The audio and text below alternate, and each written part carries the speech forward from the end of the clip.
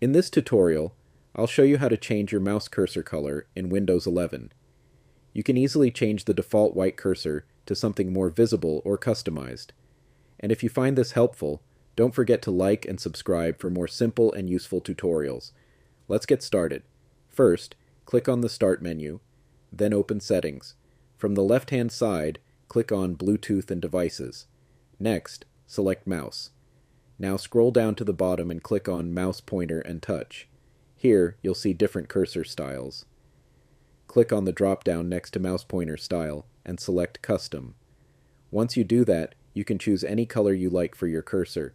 You can pick from the available colors, or if you want something specific, click on the plus icon to create your own custom color. After selecting your color, click Done. And just like that, your mouse cursor will instantly change to the new color. This can make your cursor easier to see and also give your setup a more personalized look. And that's it. That's how you change your cursor color in Windows 11. Thanks for watching, and I'll see you in the next one.